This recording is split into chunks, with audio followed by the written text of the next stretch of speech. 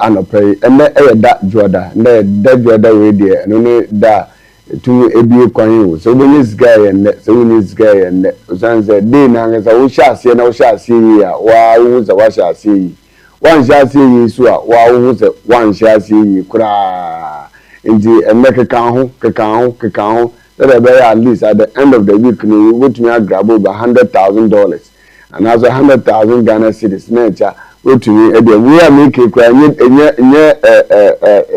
from pen we are making obi ni for the week no we so one day obo swap ni nyina o as we nyina yekura honam ya baako we nyina yekurati adwon yekura nsa yekura nan yekura bibi abaako but me obo grab with and nkwano o tena se a within 20 years kra na on grab we nyina ya ahokeka nimpa no okeka no ndi sore waka na anope koye adwuma sore waka na anope ko na koye adwuma anope we say dan no be tell me message say I've been asking say one tia no one why you see you be an opeti anapa ya me nka banku nka ho na you be an opeti anapa na anapa no so bi o kwa afi na mo bodwia say onu ne kwa de no be dia na dini na mu wanda na dini na wanda nji wo be bisa ne dia ade na we di sometimes ohu ana obu eni nchi na dia time onu bu me nchi pa because no onim di obedi am so so onim di obedi na obu me nchi die na me de me maka o etesa no paso sorry a we ye be ma oba onye bibia de to we yam na said ya be ya bibia onu be do exercise na na pe we exercise na pe exercise no kama say ya one way mum different exercise different ones in now na confirm follow no mu exercise no na ema omotomi no entry ama omo body no entry enye fresh exercise draw it's medicine but if you don't know de bia wo bo ampress wo to mu say 50 na 2 ni nyina draw na but other way and pay my family na me mbobo se de America kire obi a nimpa na so no de and pay nya bi me de nyame adom nyame avisit me nyame aka me ta no pay me nya me tia me babebo this and tea de to me emu ye du chende nyina I strongly believe it's very heavy I do pa chen nyina Mama na pe me testi na say ya my friend me colleagues you know so omo aye okay ya dey assist so here na mama in-house presenters no more akwa unu bi ya boko there na muti mumfa muti ye mumfa ntam nsem disa na me da tam nsem na ya muka tira mo yenum za na pe bia me mo aduane didi na ho nyitua ebia na wa anhwe okọ adwuma wa anhwe they are very well I'm sure Facebook ni YouTube they are much aware za na pe bia me mo aduane di wa bo about mpo de o boss o ya de pa pa mintumi nya hwe ma onti ibana so ye bi ma ode aseda na ya de ba nti wa da wa se na wa bo mpo ya ona ya na okan ni che ni ska be amen unia bobo boti ni bi na mun tatse ne mu edichi ndai na ni mu edichi ndai na we ye adinkwa specialty bana de no ejewum nkwa edebia ejewum in collaboration with National Youth Authority. National Youth Authority. I got National specialty in collaboration with National Youth Authority.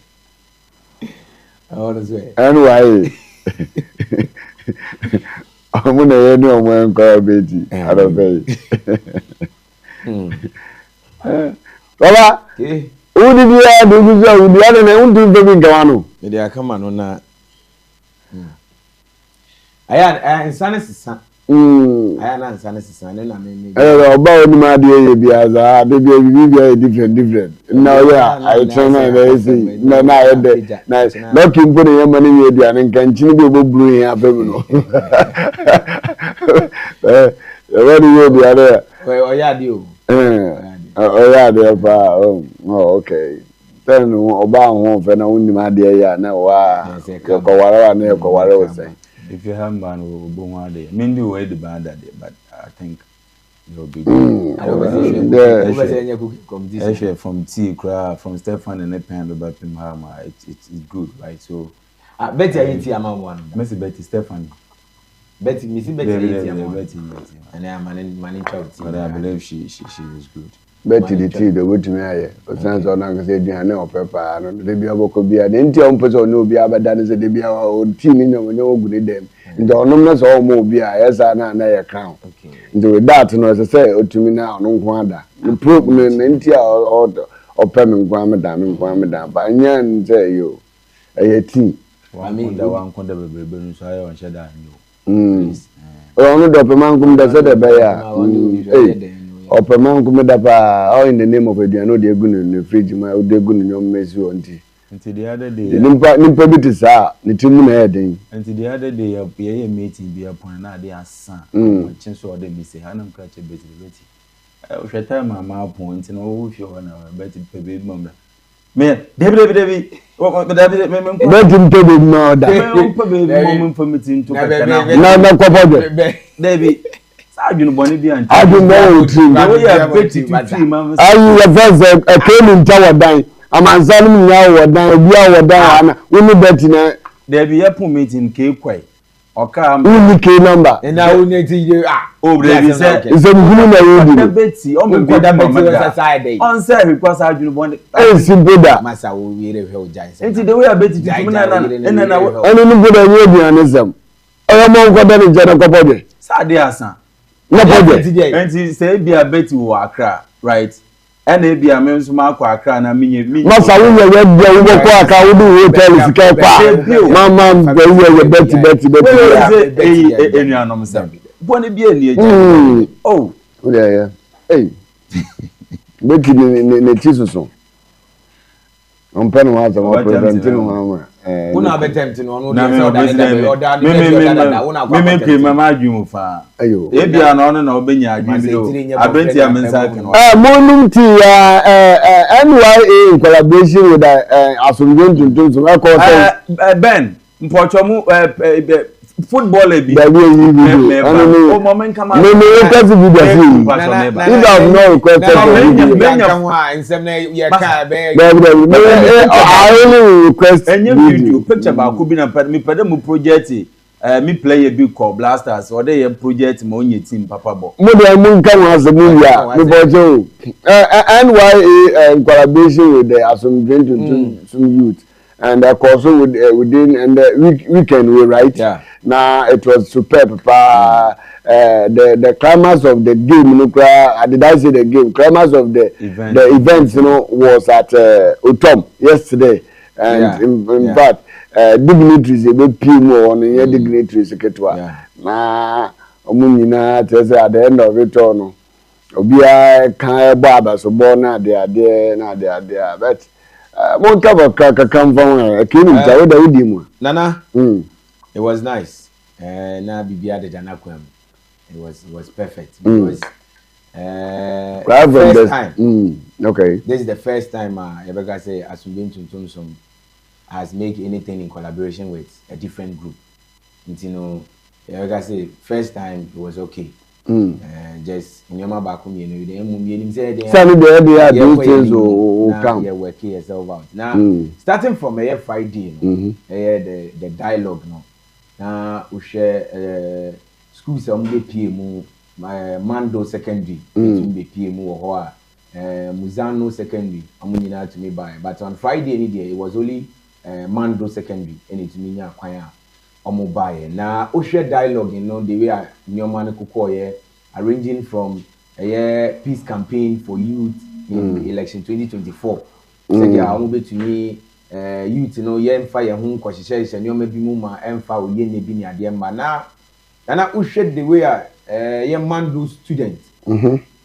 Comported themselves and how the whole thing was arranged, grouping, only Adiana, it drew so our group leaders would come and then present their cases. Now Usha will say the whole thing has been very perfecto. It was also perfecto. We got now sex and you can say youth and sex, yeah. President Betina say or say President Krana say when to me and Chilimi. We are Kolana Casabetina and Kumujina and no Muchich and Semuno. Okay. And then you youth and sex in Colano Mutre and Mutrena and yen sese was say dear Hushemu and Wabwa now Shem Colana Bakwa was his sebe and what say Aquada wouldn't use Aquada with them Aquada on Yakola. Because the Casana Ban who's on Yakola. Not as now, why you're proud of that. Say, why Chem what that? No experience, no, they can't or say uniform, you know, they are funny saying. And coming down to agriculture aspect, as in youth, yeah, they are share agriculture. One of the students, I think the last guy, in the presentation, the guy was so perfect. And when we name say their school, no, or your Greek student, now it's a better idiom. Now, when you're married at the time, soon you crowd, or you're being kind of on chair, Greek and similar, and the guy was delivered. So perfect. You see, the dialoguing was on point. You know, on Friday, everything was on point. Dialoguing, of course, so come on. And then coming down to the Saturday. Saturday, you started with the morning jogging. As in, keep fit, echo chrome, about the rule concerning campaign, peace, and all those things. You know, you started from a sachet. At the Fema, BC, Associate, you Bremu, Associate, Honum, Ecopiemu, war, is it, or what can I say? Nana Cherry Junction so a day for honum, yes, I sign your cheap, as I ye day bar and ye be do a year station hall and a president in penny for a Gina ye day, a foot to sem ne Casa, a Bequama youth concerning this winning, and it was nice. It was nice, Nana. It was nice because one many lady be Quackasaya or plug near dinner, ya church and some was still no because I then a more year day. And I need to go there and explain to the person, say, oh, I see ye babuni dear. Ye bo peace who has some dream company ye about 1 year cotton and penny giddy. O 2 dear we are boko na no abefi na wabetinefie mreso ye bobo wie na obeko ha kohwebia wakohwe boko na no abefi ni nyina ye say ye bo asomdwe hu ban enu ti na ye promote sa campaign ye ni ade no so okay ye nice thing ye ni je ye nti ye di free ye jogging no free mu no ye de kotoa mu a nana ehonu no ahun ye free jogging no ehonu na games ni nyina ye de be ba so a you started with you say lime and spoon say I know crowd they almost say egg on spoon and na you started ya ni nyina you dey so branches na dey be ba here na only my dear ba ko here me fe wo say branches you know from all over Ghana the be asundent to some branches ni nyina wo no we had representatives they came to represent their branches and it was fun and no na yenya teams yenya team bi wo kro ni mu ewo yes actually great vision and great vision for so ebe support here and other back kro almost say lovers something bi almost omo kro ni mu almost omo ba here ebe support here and all those things and then Muzano secondary school by here Mando secondary school by here so at the end of the day the Saturday program also was on point now yes here with the football game no a course one here we know a course my baby is the first game was between Asunde to some youth and then Mando secondary and also course so any na we no na Asunde to some with the penalties no we need Mando secondary school and you know I know was the first game and then the second game was on Muzano against Great Vision okay and also course we and na Great Vision to me the kind of saying Muzano for echi akafemo a amonso omoda femo Muzano to me kind of saying Great Vision winning with that competition also and then you buy with the third and fourth place and also Muzano to me and qualifier and also Mando secondary and so it try one more and also Mando better also third ewo honum na Muzano course on fourth and then yɛde ba the final game no ɛhɔ na dwumadie no nyinaa yɛde crown ne yɛ a yɛwie ne yɛbɛka sɛ Saturday no crown no now we expecting say host and win ɛbɛkɔ ɛde ama asomdwe ntontomsom because one na almost hosted the whole program no but ɛkɔ yɛ no Fofia Ntoata Great Vision for ɔmo twa ɛyɛ asomdwe ntontomsom for ɛka baako pɛ ɛno ano no nti ne Saturday no football game ni nyinaa ba so na ne nyinaa mu no there was a star player who pie mu wɔ competition ni mu na Nana Digi angasa be pie mu ebusua sɛ wonim Nana Digi a Nana Digi ɔno ano te akunwa mu na pɛ Ghana today o dudwa mu de ama all right so in all board down ekuyi say ekuyi aso ndundundun so omo akache ama penimfo e buy the omo no so e be botuga you were there on Saturday, right? How do you take the whole thing as your assessment on the Nana, it was very good initiative by Oya Asumdwe. Yeah. And right from Friday and a forum dialogue and about yeah. Friday now I wasn't there, but I was monitoring from home. And actually students now, some of them, you know, they are very good. Actually, one explanation, I think group 7. Them group 7, young girl, no can is a man away can friend and they are very good. Because of the multitude of people now home and it's about now what can't ne shadow no me tell me that now they are not fair and but they were able to deliver. And this guy, one man named Conho, this a Greek guy now came in Tarek and Assam. I think a group 8 or group 9. The guy was Obi home now you are blessed with all your information on what he's saying. Oh, okay. Sometimes they list something like they are point to be worried. But you could see this guy, it got to about 5, 6, 7 minutes. The guy was not looking into any paper. He knows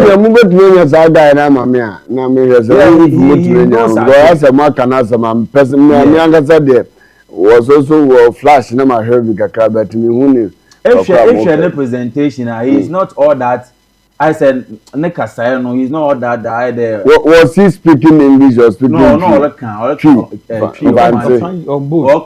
makes sense. Okay. But Nekasai I say but that is not it. The content of what he's saying was on there. Oh, can I agree? Me, I did agree tomorrow. So it's one retire. Tomorrow the guy is learned that.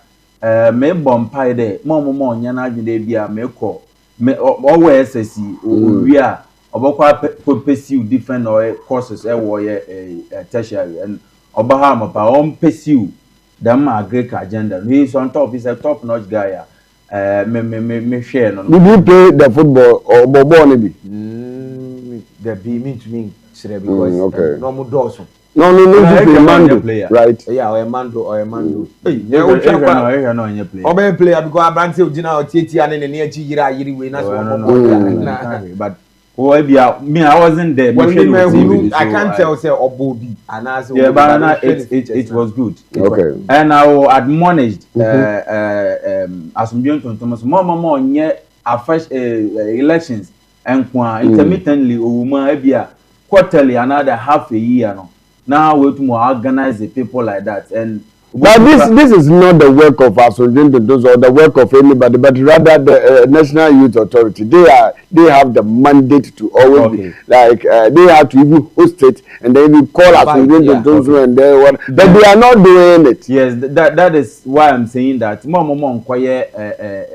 this is going forward no man. Why involve youth in the games? Be a crazy be another be a educational forum be. Now why when people learnt a lot because we be home or fear or see a baby what the Mofaman work it's good for them and coming down to a Saturday games and more the organizers of this event and one about the top notch or a displayer boys no display nana you see me last night that I'm Saturday no na me I can't play just 5 minutes no momentum but nana they give to me Gini mo almost by say over 20 minutes. But mama masremi.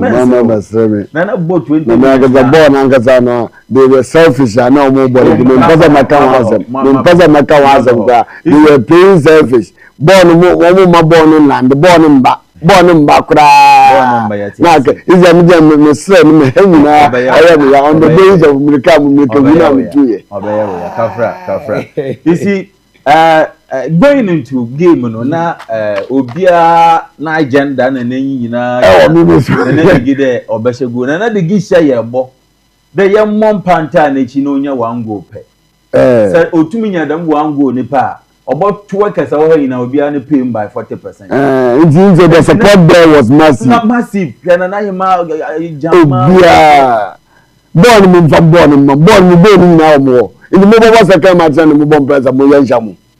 There's only a bomb. I say yes, they come out. They were there. I was with them. I'm catching an answer because I win an answer. Who was that? But team name with him. Yeah, show. But one more pass. Player number one. Nanka. I just they have to do. You see, Jibbo now.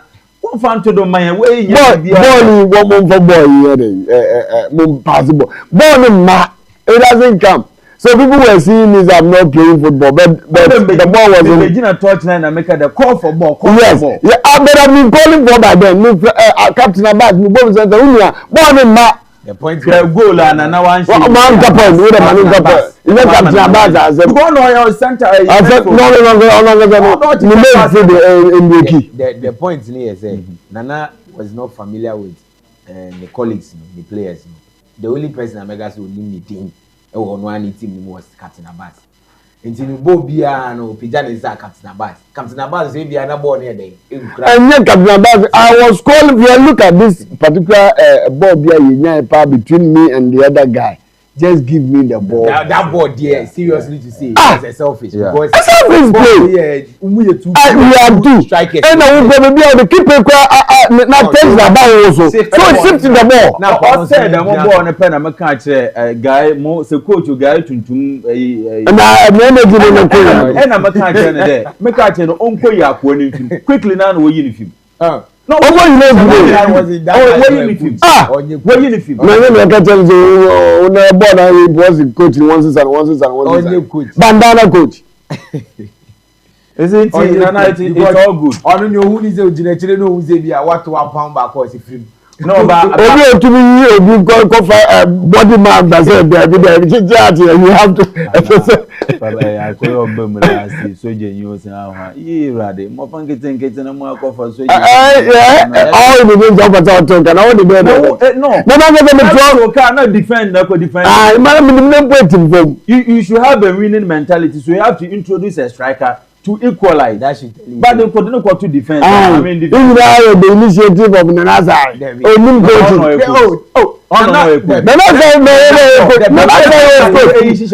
Bandana man, Bandana. To tell you. No, Nanasa didn't do anything. Who said? Till Nanasa did what? Me bubble. And then Nanasa, friend is there. Unia, the touchline so that what you are there. Very good. Remember that? Yes. Remember that touchline. I remember that touchline. I said, "I remember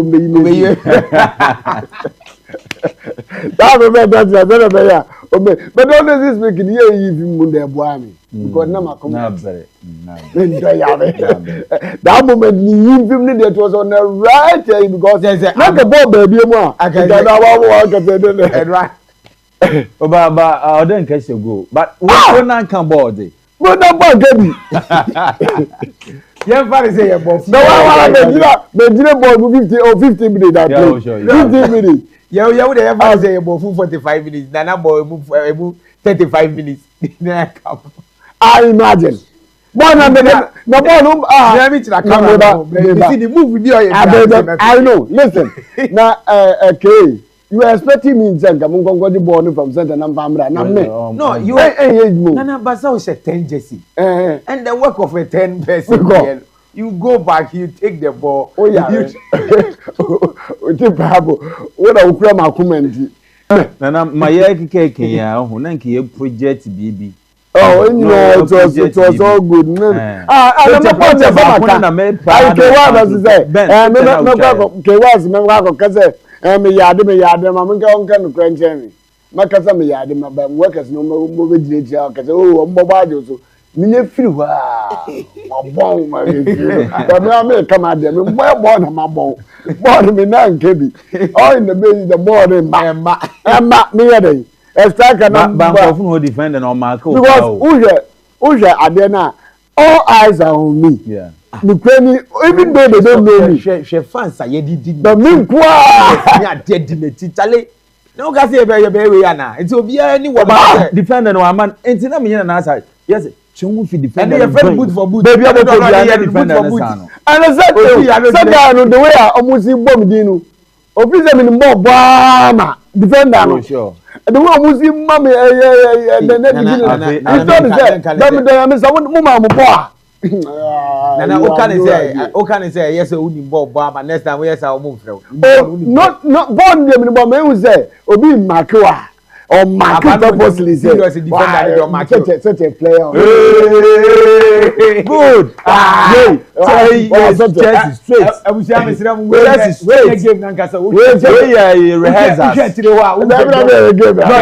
thank you. No, where you rehearsal? No game in one starting. No game. No. No, we play club who was playing. I'm making. When I was calling for ball, looking for ball, waiting for ball, the ball was incoming. That about TV never to be fans. On pass the ball near much player. I know me, Jim. Where you pass now? You have a pass beginning now. Boy, we paid me and come ahead in. One palm and one. Most of them, 9. Oh, and I'm having on no more yellow and baggy. And energy. Baby, at younger. And Francos. Yes, that's it. He nana wa hindi. With the board, and I won't give them Obobio. I'm why I said, born them in the Premier Minister and that. Okay, work at the best. About 2, but 2 is about because you had born in the ball me. By no crowd any year. Eddie, who say what you did them. Oh, in a tower, and I'm a boy 11, and I'm a boy 10, when I'm a boy 9. You see, you're the Jesse man, and I'll cut you there.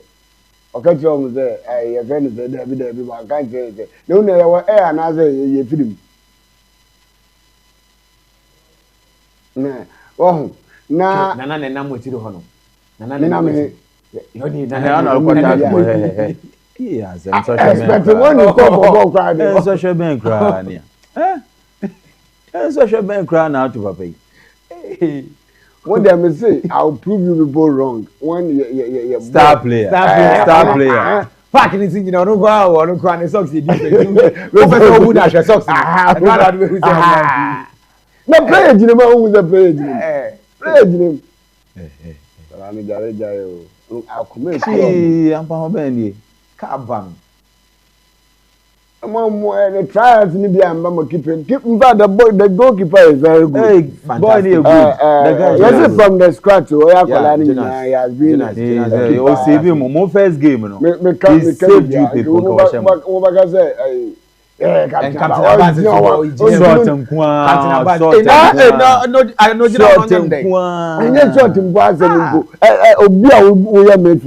No, about to I'm not to me. Nimpa only why you can it. Ujim and the you won't win distribute and ball.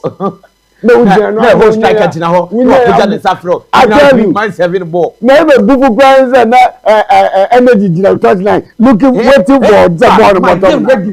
Boy, you music and I'll be doing 10 pass boy, ma. Obe Pijan. But they were not fair to you. They were not fair. Oh, but I'll prove them wrong. Do how come the star player pass? Woman pass na page na because you bomb the engineer. No, they were unfair. Young Kanokwe. They were unfair to you. I want the one guy so can. And now, mommy say one go, make Japan. one more pass Mr. One go and give me as well. One crowd beginning my year into one more pass. Anyway, that is about as a member of some Johnson for Abbas, they have really done war. The organization. Data was that was money deem body and I'm needing your board in Oporata, the Oporata, Dr. Oporata, why the only president in Kwame Abuaje na then I know BBC here but na my own America ndo aso de go BBC here o ma me boss la o pa test some boss some ma no go bojo lega na tebe ini ma e bona you can go baji na can be at that was that for Asomdwe Ntontom Baba, separation of powers. The separation of powers out there, say. Yeah. Separation of powers. Sure. Ghana here, there will be a separation of powers on Tuesday. Oh, really? Oh, yes. Coming Tuesday or Tuesday? Yes, separation of power. Our Ghana? No, yes. Wow. Separation of power. The whole power uncle, to be uncle. Sure. And the Edibu. Sure. The Edibu, it all come down to Parliament. Okay. It's all come. That is in the Supreme Court ruling now. Yeah. Or the ABBA. Yeah. Because your friend is saying speaker me 4 seat vacant now. O declare. No. Na Edembo na ABBA after no markings the majority leader. Yeah. Say and also court to seek interpretation. Yeah. Okay. Lo and behold, omukọ ya. Omonya. Now I ask one thing. I ask say since when, Anna Supreme Court, can Parliament as them. Since when, Anna Supreme Court, the Ghana Apex Court. Yeah. Edi omwano ebeto Parliament. Now listen, Parliament they have security. Okay. Parliament they have a security. They call them marshals. Yeah. They prevent anybody who try to enter without the calling of the Parliament. Okay. Parliament, you don't just go there. They have standing orders. Yeah. They don't just go there. Say yakoho, say Mr. me call Parliament. No. Supreme Court, even who need access to Parliament, you can't go there. Yeah. You can only go there when you are being invited. Okay. We a policeman, we a wine, even you were president, unless you are invited. Now, say young yard you know my but young yard say Badun say also on Tiasia what will happen. So Tuesday Badun say on Tiasia what will happen. I didn't busy. No, just short. I didn't busy. What will Supreme Court say? Well, I can't preempt what will happen there, but I said it will be a banter. Contempt of court. Yeah. Nana, contempt of court. Nana, my insurance dear kakra ba hachre is cheye bibi mu kakra. Supreme Court, and as in the Parliament, and then the Speaker, who is the highest?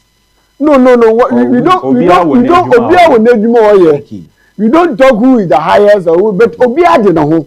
Supreme Court, the Ghana Apex Court. Okay. But they don't have powers over Parliament. Okay. Parliament are decision taking bodies. Yeah. In the now why do they have their own security? Supreme Court can come there and the marshals will walk these people out. Okay. Because you have not been invited. I see. Now, the injunction, the Babani say, your friend is saying, Babin overturn contempt of court. Okay, the contempt of court ni na Babin ADSM. Now, maybe so. So Babin, corner say, the majority leaders also they will impeach the Chief Justice Tokono. What will happen? They can impeach Chief Justice Tokono. They can impeach presidents. Now, when Barbin is going ordinary contempt case, now the impeachment is still going on. They can do that for now. We've been a majority in parliament. Yes, yeah, that is what I'm saying. So they have the power to impeach. They can do anything. But the impeaching process, enough. Listen, it's a process. Same. Your friend is saying, so back when you contempt of court, and it's a process. Because one, who do because of Babin, when your friend is saying, contempt of court action in what in the bedroom. I don't think it will happen. So, I don't think. Then the what will happen?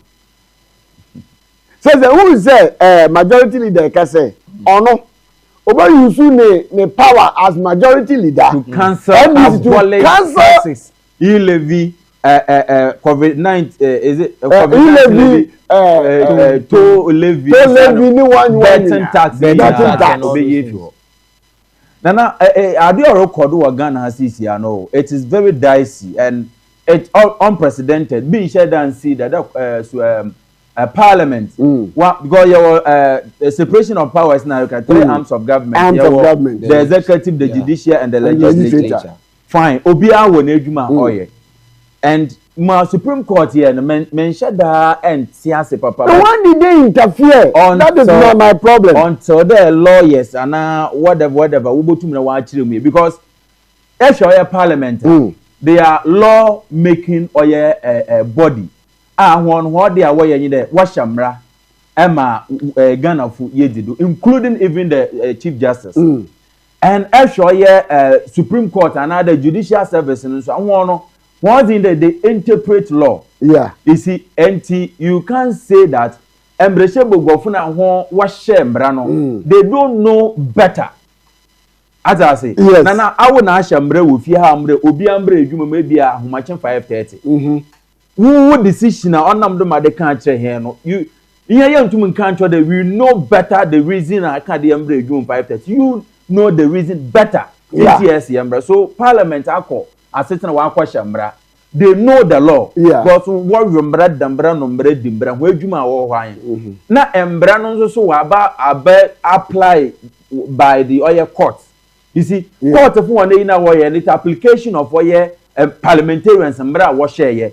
And a court and to go also make a court and make seek for interpretation of law. Law one no make it. Parliament will make it law. And the Supreme Court want to say that. Embrana one breshebo go fortunas wash no. They don't understand. They don't understand. So they are interpreting the article 97. 97 plus 1B. G, no. Yeah, the G speaks much about the declaration of vacant of seats. Very good. But the B, no, they are standing on the 97 plus B, 1B. No. Okay. So they want to interpret the law to the parliamentary, to the speaker. That Embrana more speaker, Marco Aquashano. And the way more they interpret law now, more they declare seat in vacant. That is not the way to go. So we are waiting for what will happen. And since the Supreme Court are order Parliament to reinstate the seat now will declare vacant. And let me tell you, they can also come there and then the marshals will sack them. What will happen? No, you can't go there without the invitation by the speaker. I'm even talking about the parliamentarians now. You declare. Sure. Yeah. When you go there, the marshals will walk you out. When they walk you out, what do you go to the Supreme Court and tell them that they have walked them down? Speaker is the overall boss when it comes to the judicial, the legislature. He is the overall. Make any decision are up dependent on what can then order in Parliament. Yeah. He can act on that, and you can't because if ministers are there, even sports minister say what call games been and tournament been over. The Parliament will invite the sports minister to come and explain certain things. Be another one tiasi. So sports minister cannot just wake up and then go to Parliament there. Make a Parliament means without the invitation by the Parliament. You can't. it's going to be a battle of firepower. The Supreme Court will show any supremacy. Then the Parliament, the MP, the Parliament will also show their supremacy. So when these two people come together, and a executive, that is the president or the presidency, these two arms of government, they all have their own way of doing things. That is the powers. They all have their powers. Supreme Court may ruling be on a certain case. Parliament cannot come and condemn the ruling by the Supreme Court. Very good. They are the apex, Ghana apex, court, or you understand? And even if you go Supreme Court man ruling, you can't go to appeal. Can you go to appeal after all Supreme Court? Yes, you can. You can go to appeal. Yeah, you can go to appeal court.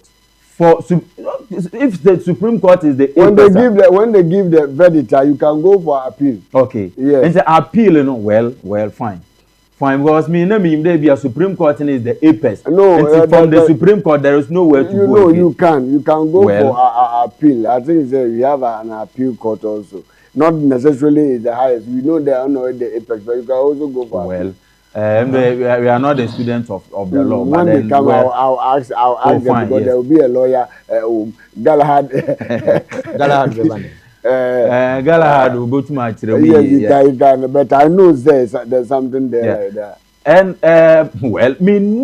so in this case now, Supreme Court, while ruling there, speak as a more, we are interpretation because Parliament. You talk about them free. Mistake. Oh, sure. Yesterday, that somebody was coming now. One of the ignorant there. But the topic of the call,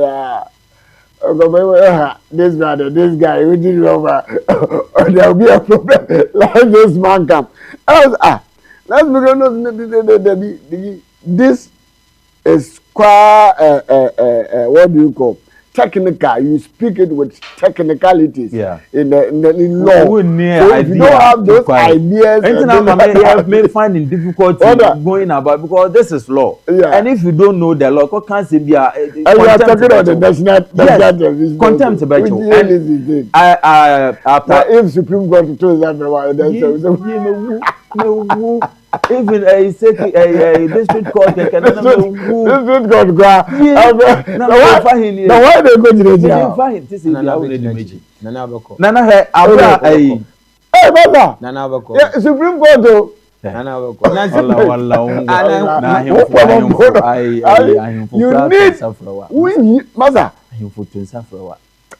you need friendly what do you call Supreme Court judges and speakers to be with you. Sure. It's not easy. And our lawyer no so about for no should be. One man feel lawyer Atukwe Supreme Court. Oh, also today is my birthday. Tomorrow we na monfa massa. And on judge Supreme Court judges in panel no. So you have to have a judge or no when it comes to new interhuman and personal relationship jovial meanwhile na embrano so ye men nana speaker de ne by verdict ne ba ye declare them 4 seats in vacant my monitor them analysts na one wa ben wa man okay. Some of them they are not that okay with speaker and verdict or the buyer. Oh yes. And moreover, so Supreme Court and so verdict what the buyer share what order stay of execution. Stay of execution. Now one so bebre na one share that. So akwaye afana for we in tears and I reckon there in the history of Ghana hen political arena. Yen share that nya bibi ote them the speaker one man order. Now Supreme Court and so aba now what aba order parliament there. Oshana washa na mbrana mo decision mo taken. That is not the way to go. And to go back and reinstate those people we declare when they sit in vacant. And actually article 97 OAG na ya kan wasam from that time ade benina.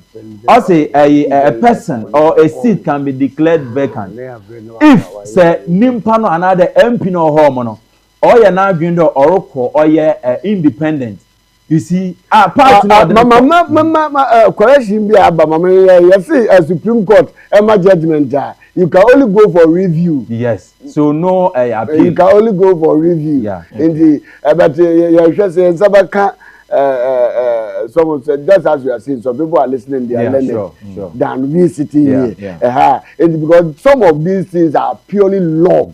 Now review now crown okay them panel now what's nasi and your review panel okay we have review panel your review panel home on yet panel now what's not do ruling on Supreme Court they will not sit on that case because me ya hwehwe mbrim na ya am ruling now so there's no way them review no this same the panel no better we have review or committee and a review committee or no what's not review but then I want share that go nkwesi aga ti nana ade no so twetwema so kakra yemfi babin na what can then Supreme Court issue article 97 I think from last week the be na atena do ha ma ekwan a obi ba fodo na anampo the parliament we declare obi ni seat vacant here the nyimpa na nkasa no obe declare that make independent secondly about written form na oya party no they are come oya speaker there dem osimesi obenten oya hen sitting MP na oya hen osimesi obenten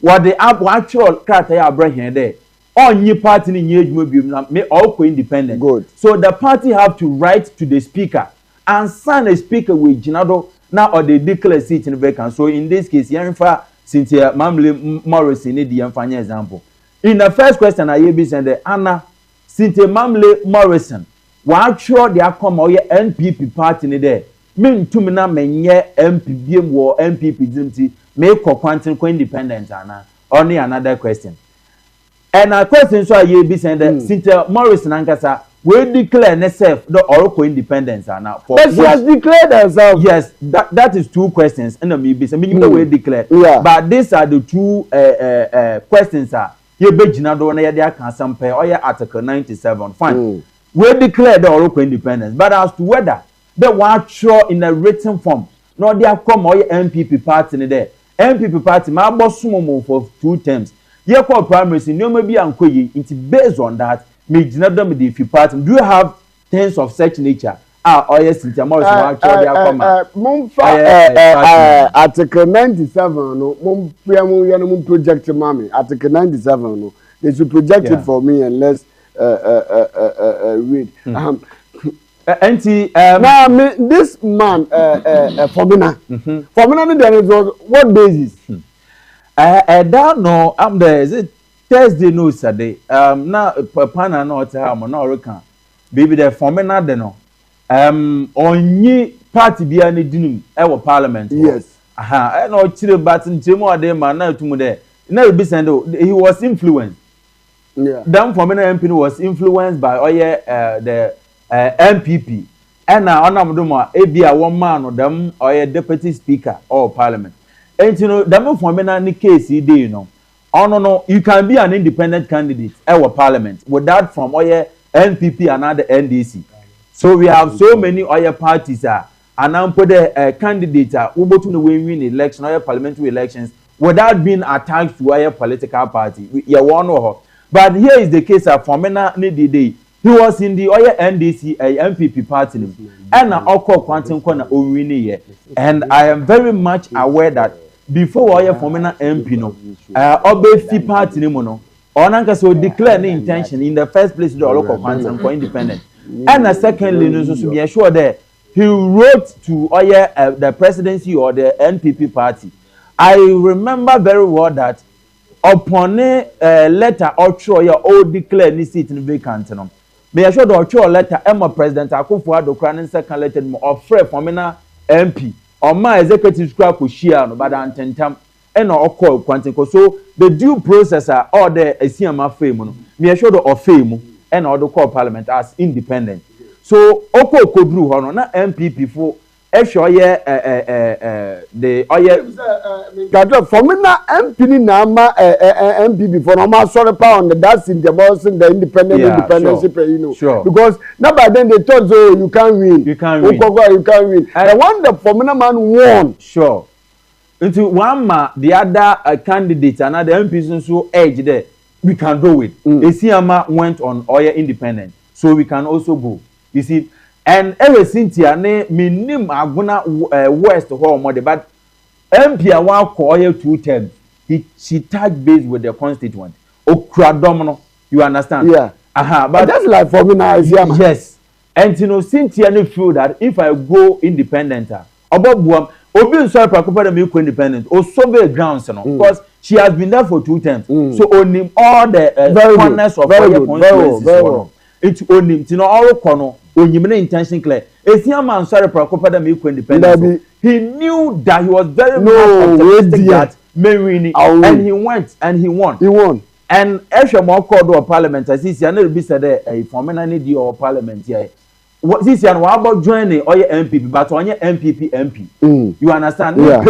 And pay for your kasa and also okay fine. Manga me a party ba party now buama pain. This a party here the majority of the house one of they take decisions are. Let me align myself to the party. But in the name of Oye Esiamano, Onye MPP dinim and Esiama or the one Breshe. So the dynamics which emanated from Oye Esiama ne attaching himself to the NPP party no. It is quite different. I'm sure the process Article 97 Kasa for Hunino. Esiama pass it through and a parliament would a parliament declare Esiama seat in vacant. One core NPP didn't more call quantum. Okay, so, you want to say something? To see what will happen tomorrow. Yeah, not we are not waiting to see what will happen tomorrow. But analysis and permutations. Yes. What will happen? What will happen when these two body or the arms, you know, when they meet, then we will rarely see what will happen after. Nana, we me there. Me sumi na mu na me hwe ensem ni bi. Na blog sports ni ade a nsem na aba mountain say concerning ya yeken ya no blogging no mu issue ni de kan wan kan onya ade ye there we don't person ebe kan no because I say mixed reactions as Supreme Court speaker Babin's ruling on 4 MP seats. Mixed reaction. The mixed reaction about just as we are saying, the uncle for Kika. Yeah. But on the most note, people are not happy with the Supreme Court ruling. Yes. Yes. Yeah. Because that is why I was asking. So when did they interfere in Parliament? It's Nana. It's because no, even if Supreme Court and you were parliamentarian. The Supreme Court on the grounds to say you as a parliament media so denounce Supreme Court as so called parliament. Yeah. And so all year on the parliament no.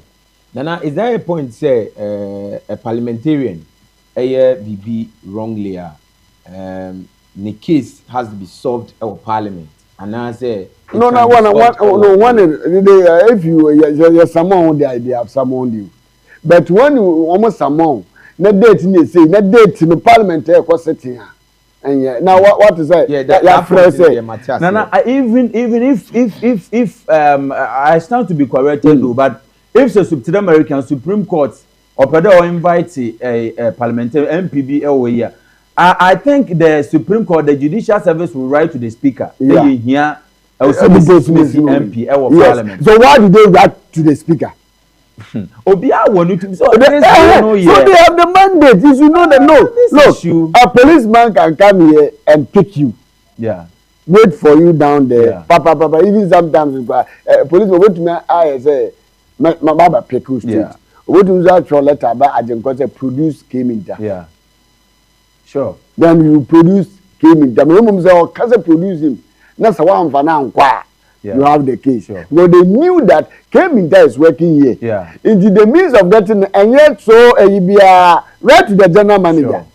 Let him produce Keminta. So acquire Sadi. No. As a somebody no. What does it? But Nana, Obia was where Supreme Court. They are saying there's a Bagway's ruling and decisions. Is not it's not valuable. It's valuable and valid. Now, I think Thursday, no, now you can the issue here, and I'm saying, Afonyo Markin or a lawyer, he knows very well that at the interpretation of Article 97, Afonyo Markin is aware only what it entails and contains, and he is very much aware that Article 97 seats MP seats are able to declare vacant or can declare. So and I make a Thursday there it's a tactics or the delay near the idea why right to the common Supreme Court, and here is the case our Supreme Court is the one rule in Abatuga as to whether that Parliament they will go according to the order, that is the order of execution, you know, as to whether they are going to abide or comply with the directives of the Oyo Supreme Court, you know. Emran and Krabia no better because Babin knows much and he knows better. So basing on Article 97, or they make new ruling. The Supreme Court is also there. Hey, go according to my order. Go according to the order of the Supreme Court. Supreme Court, you know, they are the law interpreters. So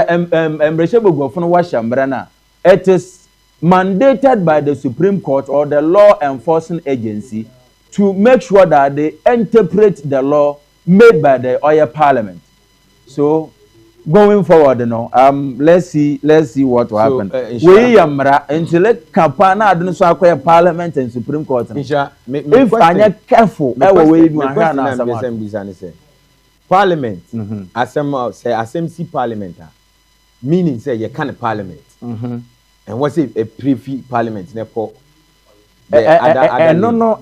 say offer brown what they are definitely because meaning Parliament even a president Ahura Banadina if say Sabio into an mobilness and a mona to you know it contradicts Article 97 project is Article 97 and also environment. Nana, the two parliamentarians not be asked the question. Nana, me busa question say SMC parliamentar meaning say parliament when you can asem emfi hono mun ko be from mun ko kan wo SMC assembenza yemfa ne say ni abai ni e course wo parliament see was it say anka one omodi asem ya court e dey akọ Supreme Court anka hu yin say was omodi court. Should it be say was some kind parliament? They can also the nanka one way or the other, and there's a parliamentarian issue because we speaker and we better also all barbarian minority on Chimau. Some of the see I was there and I used that word that man said he didn't like the way I used the word say. They are just doing that to delay the process, and the man said no. And so on can't because when it's like to delay the process. If you look at the timing now, the MPP don't forget that the MPP NDC too are also saying that they are going to sit at the majority seat. Sure.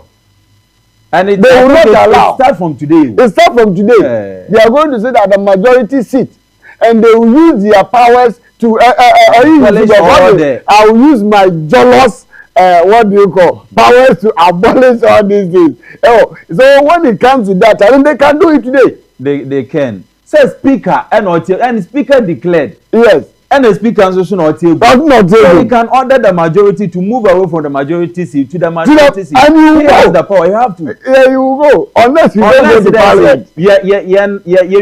parliament. Parliament. Young court sitting. Yeah, just sitting. Yeah, they are sitting there. But as we are doing sitting now, the NDC are the majority. Wow.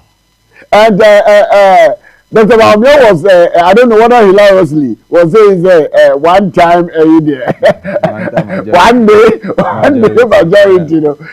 And people are also saying that if you want the majority, it is the police station you get your majority, not parliament. Okay.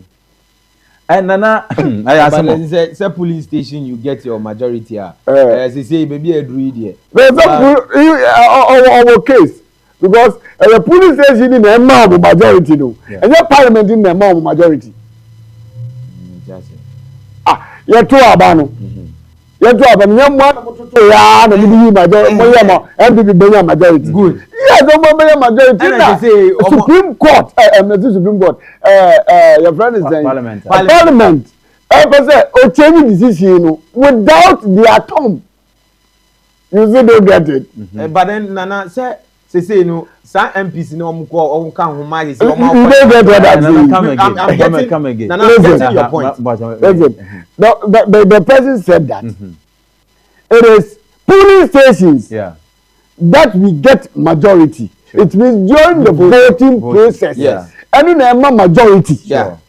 And a majority parliament. Yeah. Now, a government is using its power. Now, they declare almost minority. And then on train very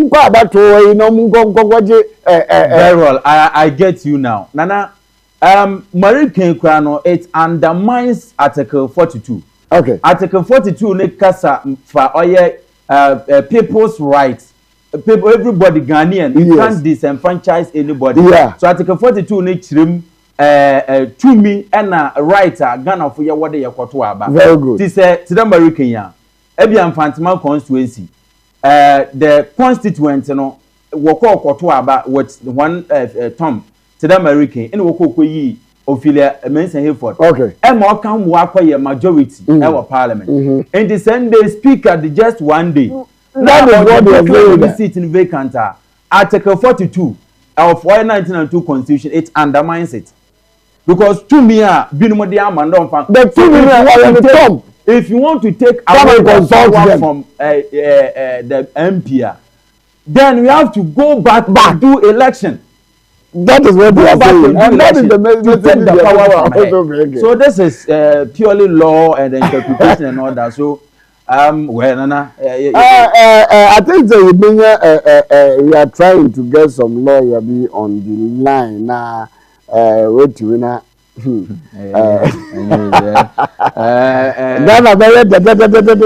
Tuesday. Tuesday the easy. And I sit in New York. And there's the Moko Parliament and the city is new the Parliament tomorrow. Because they are Ghana bed the China Ghana bed the China. Nana the man say Supreme Court ne order of all execution or the army. So one okay, Obiso actually Biaba or say please Nana, I beg you in the name of God. Be careful the way you discuss this issue because you people are not lawyers. It is true that when it comes to the interpretation of law, it falls on Supreme Court. Sure. You're careful. Obviously, the can't do baby and yes, you're lawyers. You can't do baby, yes, purely law, you know. But why drain a winning Zika card, but you don't go to, giving out verdict on it. Okay, because I'm reading the message here. Dr. Omega, the message be Abreu. Abreu can boss and not he never touch a ball. You never touch a ball. You never touch a ball. Omega, because I have a touchable. The touchable. No, baby, go as a board be man, Gabby. Adobabi. Make it say, board, Mamma, come on, some man, come on. In that I know like can they are doing heads and all there. Okay, what's it? Nana MPs are in the YG. Okay. Young Supreme Court judges are watching the case in Chief Justice Nankasa Gertrude Tokono and other members included Justice Mariama Owusu, Justice Kwame Adibu Asiedu, Justice N.S. Yaogawu and Justice Yaudakon Asare. MPs in Cynthia Morrison, current MP for Aguna West constituency. Yeah. Kojo Asante, the current MPP MP for Suhum constituency. Andrew Esiama Amuakon, an independent MP for A. Formina Umo. What did I told you what did I say? That is what I'm saying is Formina Umo. Wow. So there are three, and then the NDC one. NDC one. Yeah. NDC one, no, This Joanna Jan. No. Joanna Jan. This man. This man. Oh, I think say. Okay. Kwachiaka. Yeah, Kwachiaka. I'm in Vicentral. With all due respect, I salute you. Good morning. Professor Nilam, good morning. Good morning.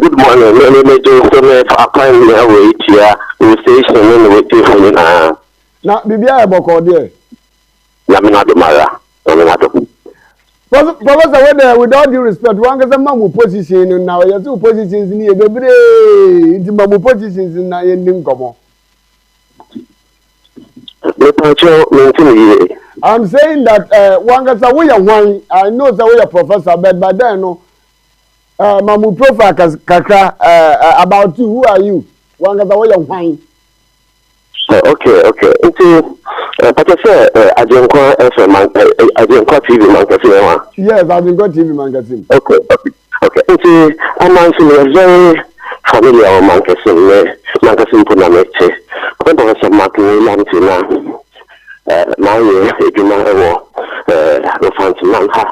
for several years, health insurance now.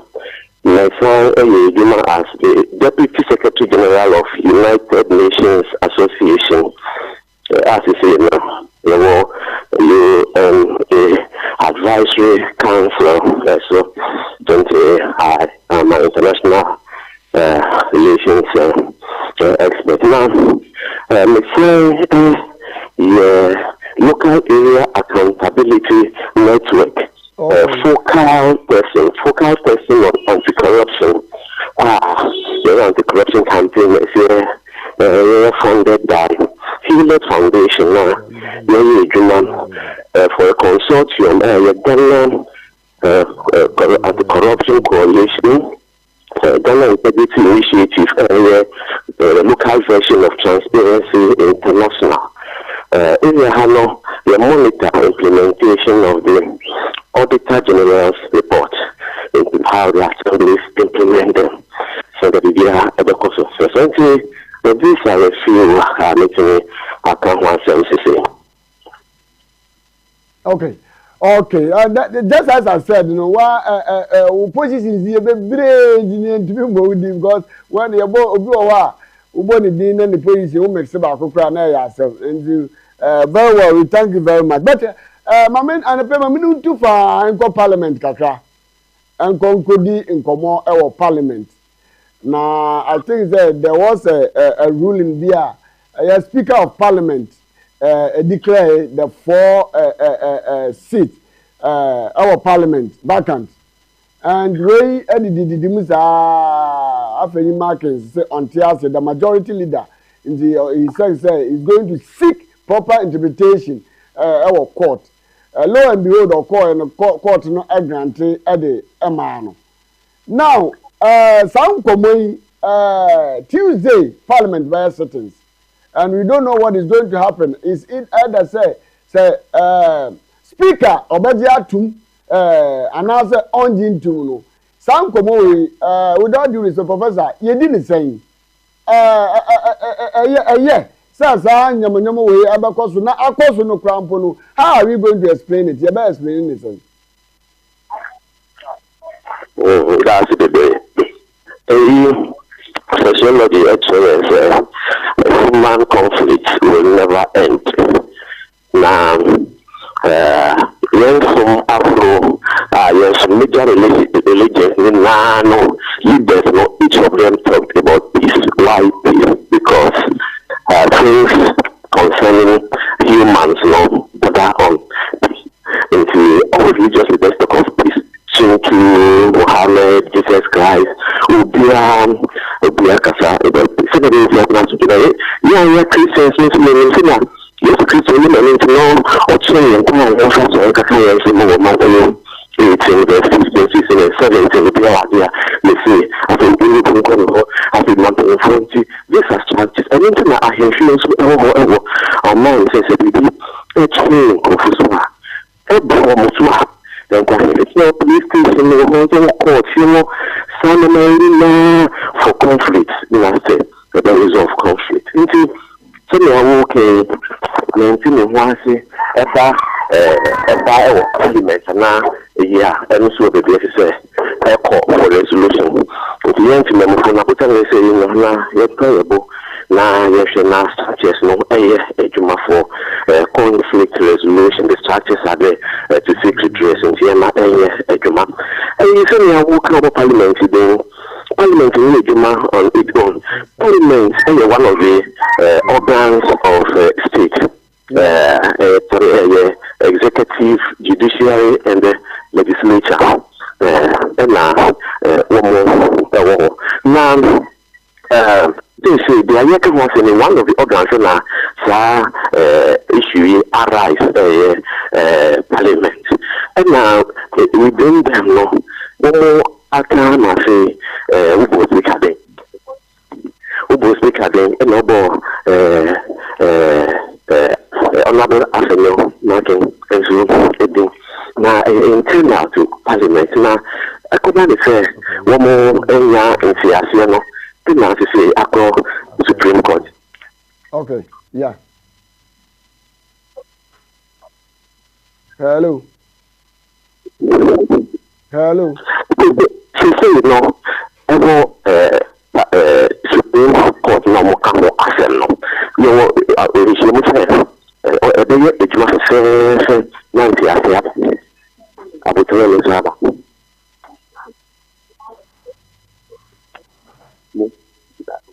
Is he talking?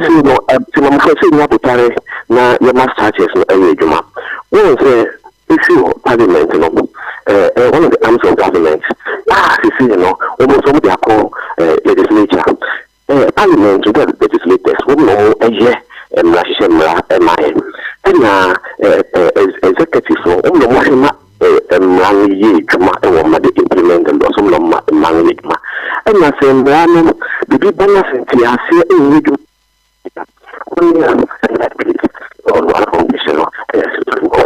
in the parliament, parliament,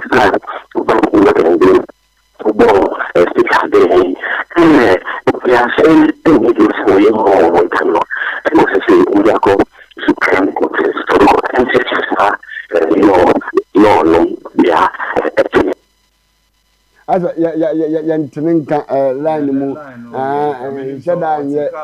I don't know as a phone no match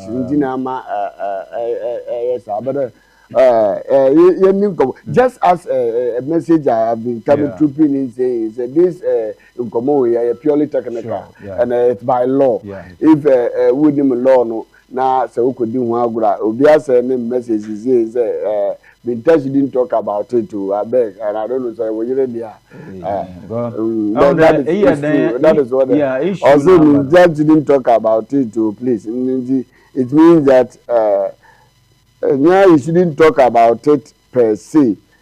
Issue now, but we are running it in such a way that there wouldn't be any problem, and that is why when it comes to lawyers, as a lawyer's BIM. It's good today. A lawyer will be coming. Okay. Galahad is on now.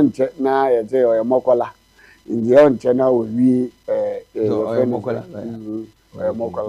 It's not as a criminal, criminal, and what have you. And the we are not being prejudicial, or we are not prejudicing. No. On say we in a bar, Obia, a church and arguing, we are permutations. I did more be Article 97. Article 97, Article 97 into some now. Article 97, me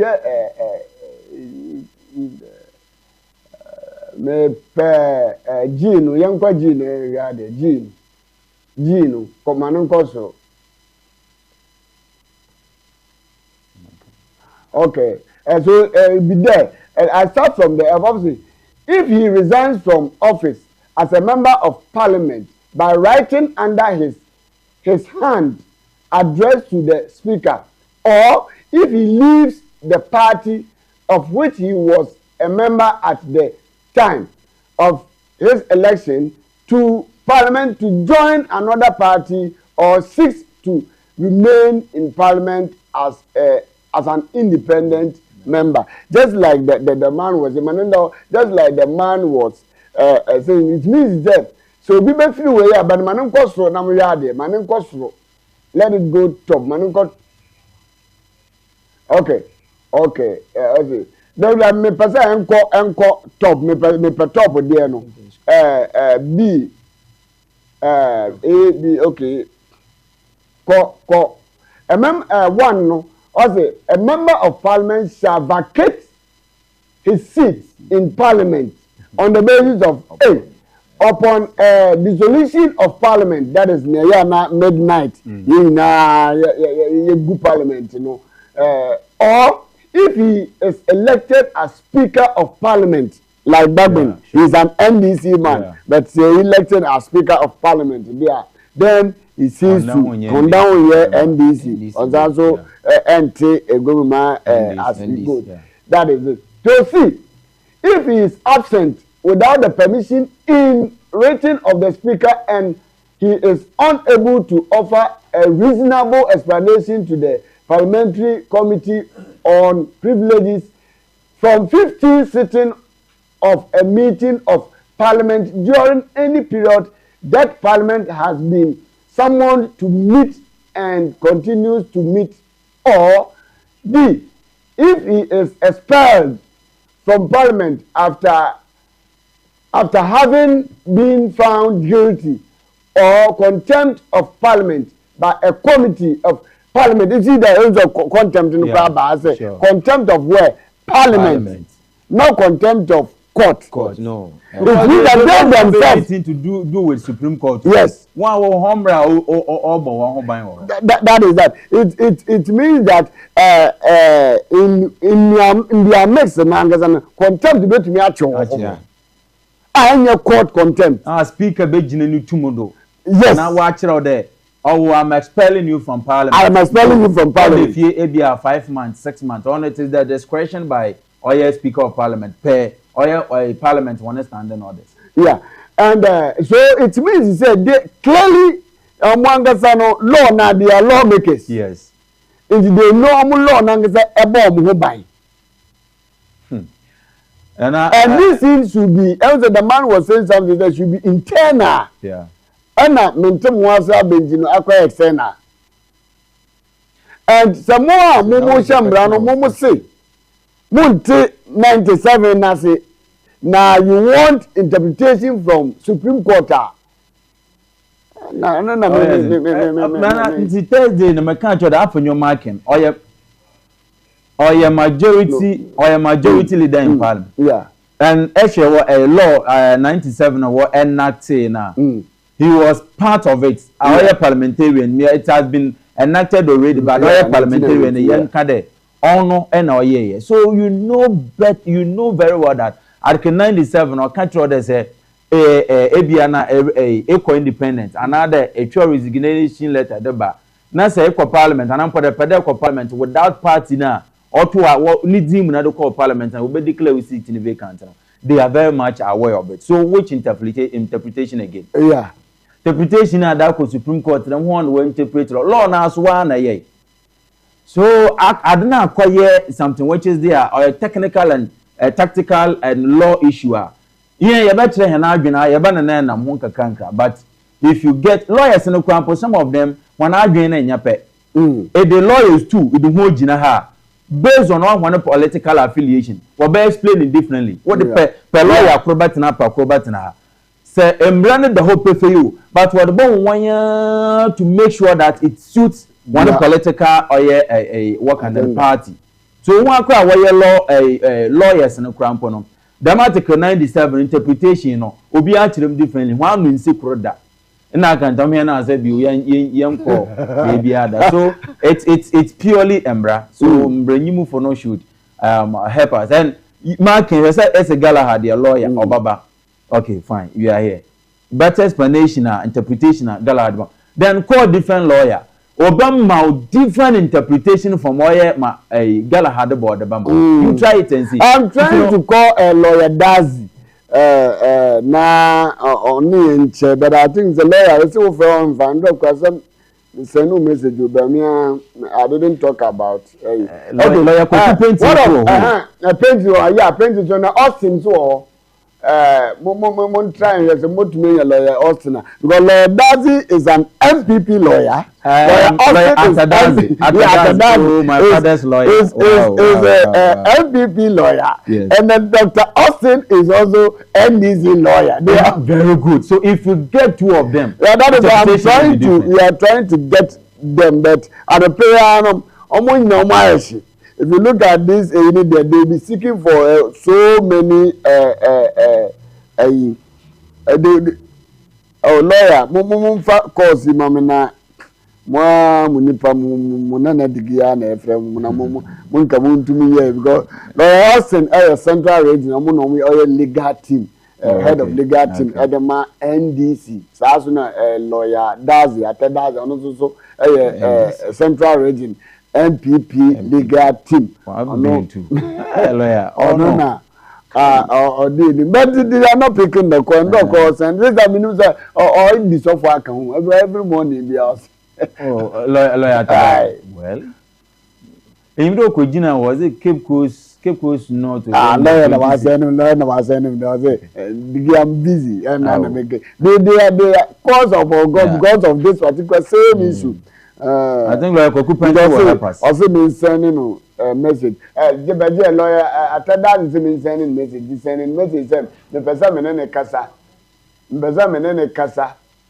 Efa we no was me sending message na why be the sending message mam na me so but me na makasa that was a question I maybe beside na me go question be but reading the article 97 no gives me the answer to it. Say the parliament has its own rules and regulations govern them and now prof na yenene so kasa no so mayeti as the matter is an inside matter not an external matter. But so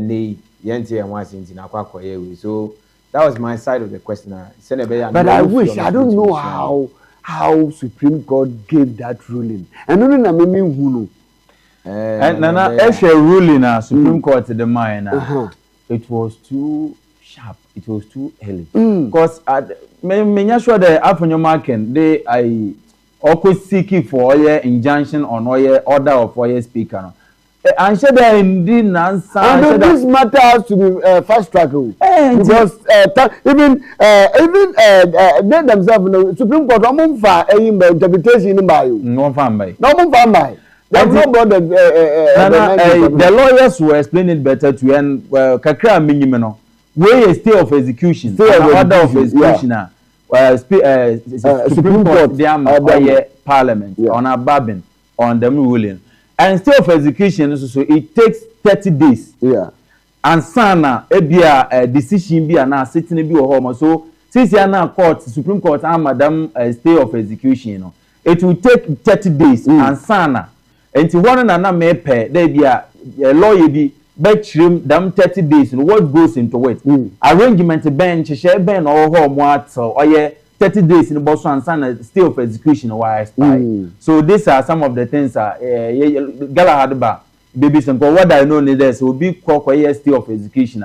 It takes 30 days and sana ebia court no the new ruling pair afebi no asetena obetina and obey evidence what about to go no application of law ne say no no and sana we to na what there but so within that 30 days of stay of execution, you know, meaning what goes into 30 days, you know, as to whether the court in a better day, nimpa na plaintiff, no, or they ne evidence and ne in your more day, Babin and our speaker in you too, the or declare seat in vacant. And now so the Speaker of Parliament say ampa the or adhere to the order of Chief Justice and the Supreme Court. As whether the obejiatum nano so ordinary evidence or chere a standing order now for the parliament and mbra ye di adwuma or chere pefe article 97 there so if you do that if you don't do this you know your seat will be declared vacant. So within that 30 days you know I don't know what goes into it. Of course I'm not a student of the law so mean to me but what I know stay of execution 30 days. Within them 30 days, what goes into it? What goes on within them 30 days? Are you the honorable Hanatete? Yeah. That is still honorable. Now I'll make a statement. I'll say that the Supreme Court consider public opinion in its rulings. That the Supreme Court consider public opinion in its ruling. A question there, Obisa. So also or consider public opinions in for admin charge and also all matter. And Supreme Court doesn't need public opinions. They don't need. They don't need public opinion. Say Nana Metiasi ye pa. On the public opinion yan the other two abaya the man Mbreshebogofi, right? Aha. And you know, your opinion, we are of the same opinion that I feel we young to abaya farmer. Okay, very good. So we say we have na be but two group na me kan ba have it have na adabasa Dr. Bawumia na kan they are one also parliament majority is won at the polling station, not manufactured. Dr. Bawumia na kasa yeah entina na make can be article 42 no on ma Ghana fu nyina tum de won kwoto aba enti MP not ho mo no enye speaker na ordinary court na ho enye majority leader and ordinary court na ho the constituent domino and a woman dem tum nti se na Ghana ha embranso so kire de se yebotum na ye apart from all parliamentarians one order what ye adwuma article 97 ABC I can na no ono da nchen ya se ebotu aba aside se one frown oye dam embrache bogwafo hono mbra na obi anyi wu kwan de otu oni anu fi ade do onye mp unless the about time edu ansana timemufu na nkasa wo madu tum no wakado ye ma otum da kwaye ABC ekwa no kwaye DCD enti no ye nsanso ma the not to go ono will reside on the people that is the constituent no enti say Dr. Bawumia reckon ABI elections are won, the majority are won at the polling station. That is true. But Branso so parliament who more there say yadama we declare we sit into MBC yan there. Cynthia Morrison say or declare an intention to go independence, right? Yan sure for me na Esiama. So we declare an intention to independence our parliament. You understand? And it's them two you can put a as to whether or choice command party so the command or your parliament they are fine. But aside all this, you know, you miss a young one there. Independent in our parliament. So when you see how many parliament when people didn't. You understand? Into 2 minutes be jina to me move on the aside all parliamentary law no. 2 minutes be jina to me move on there. We see me see who you empower be into court. See. And I tell my man for can wait is purely law. I am right.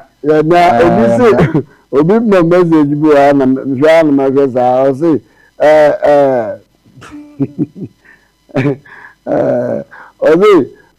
Anadebe is former minister of foreign affairs. So I should address him more. I should address. Is he not that honorable? Honorable. So how should I address? Okay, former foreign minister. Former now come foreign affairs minister former. Okay, I'm a better former minister of foreign affairs. No. Yes, what the impana come out to all right, Ghana red though. Easy. That's for TV na me come message.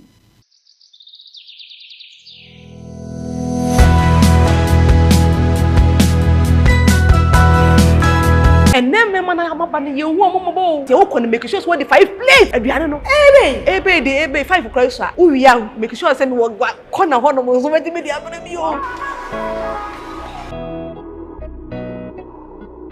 aduane am bidi ti me yem yansa nka no ho achi me yem jish me yem say? Je Gaston Michel. Chide wo church. Wo yam ya wo yedwa. Aduane to wo yam a. Ya. Etumi ma wo fe. When it is so a. Eya asem. Odo, make am for Gaston Michel ma. No Gaston Michel. Wo ho bet so.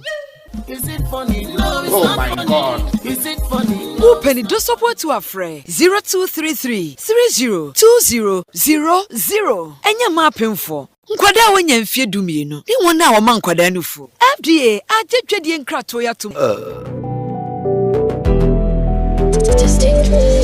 Gaston Mr.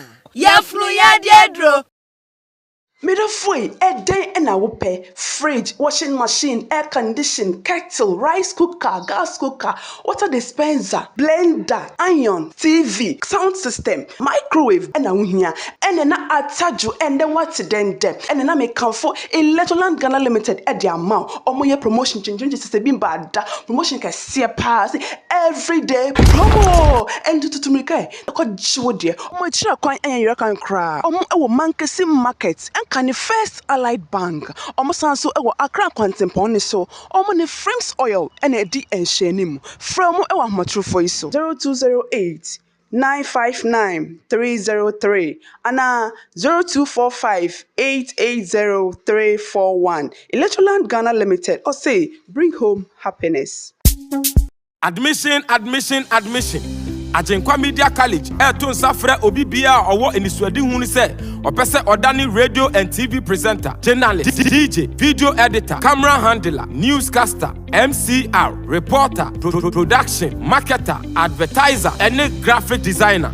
Upe Jumedia Mun Semu year Fre Aumaturu Foiso 0277 57 4474 0538 36 16 46 0535 141472. And now say, Momodin Bra front desk of Ajenkwa TV. Nabe peke wo forms. Yawo Mankasim Masek Bra Ajenkwa Media College. Na enyomapa ewo umunu nyina MPA.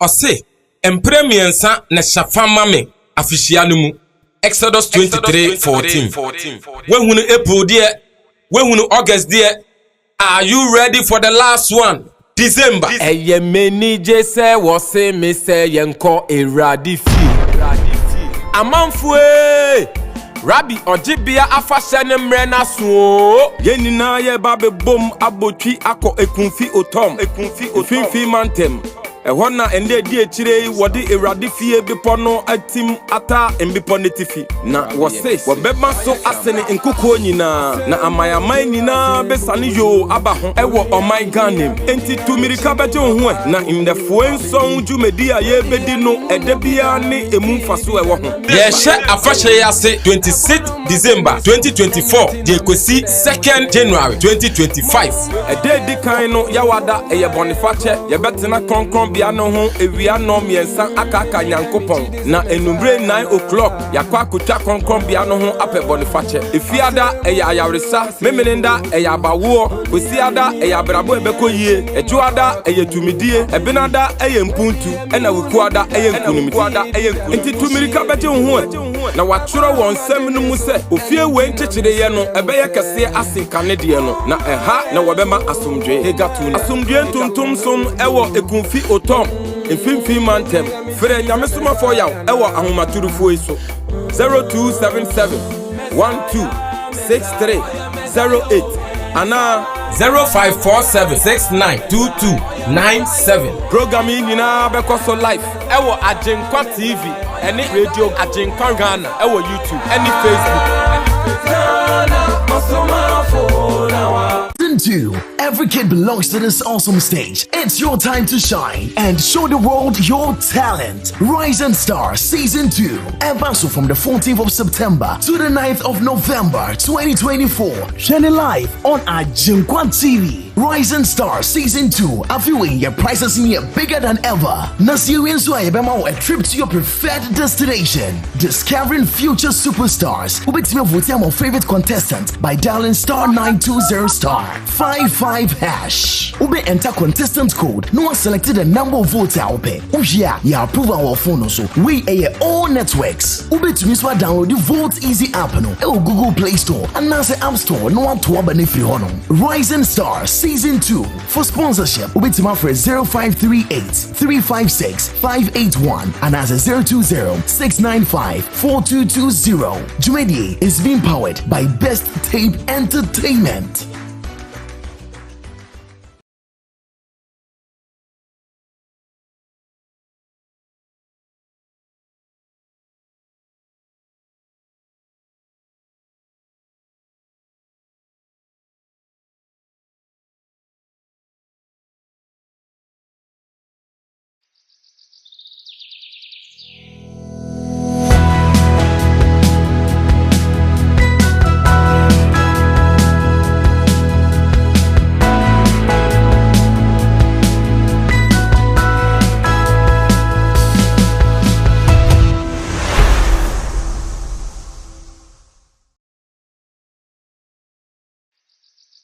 Sia masai abana we be say enyasa mketwa we be say enya regular wana utaka na we dey regular ntino enya ye ko jinijina wako ye ka bi unim hwefa ho atena se din eno nje se adwuma no ntumi da bi say obi a ne section in the one na wontu enko na mamu fa na championship onko ho na we dey regular we a mistake. Over the weekend, was it Thursday? Yeah, on Thursday. On Thursday, Ukodi project BH. Nana easy. Na project na Ukodi energy na in fact. Mama abe mu story kakra. Okay. O share project I do film, but any MPP project. Yeah. It was an MPP and a Moko. It was an MPP. Yeah. Can say Chamanat. Lead team. No. Yeah. No, the Moko. And Nana MPP. No could yemfa baby I namwa yedibesi yeno. Na omo chire omo bobre ya dewe. O say sometimes no one more better say no more can sem na aya na we say evidence is showing who ya aya na can na why say one of but we there almost frame media not only Infantiman and then we say it's a central region media they called one Metro TV back. Metro TV it was Joy News one guy Ajinkwa me can say they are not from Infantiman Ajinkwa is in Infantiman and then coming down to TV all based Accra-based televisions now maybe boy Metro and bigger ones of course yeah TV3 well ebia correspondents ni bi ewo mu there but me who any of their make us some cocks to talk about okay but let's come down to Infantiman Ajinkwa TV they represented live and everything was on point and about radio stations in India, Bibri, and then print media and also Bibri na e follow up call rounds, you know. And purposely of the main thing was about promoting what they have done. Okay. To Ghanaians to know say when it comes to Infantimana, now say they are akwenya to sit on national television and they are speaking about it. It wouldn't be say Timemufo of Infantiman will say Munya Shemaye. And so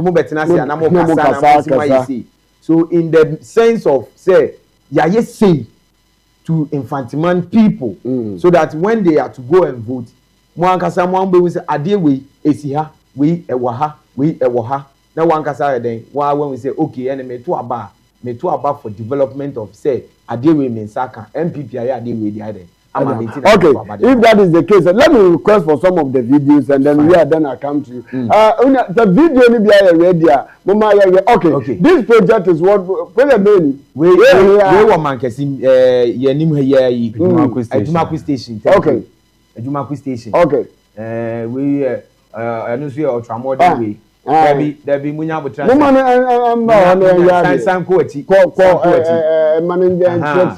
We know Mankesim Edumaku Station. Edumaku Station. We drew Honoma, a Honoma ultramodern marketer, and also Moya or Movie, and also stores name there.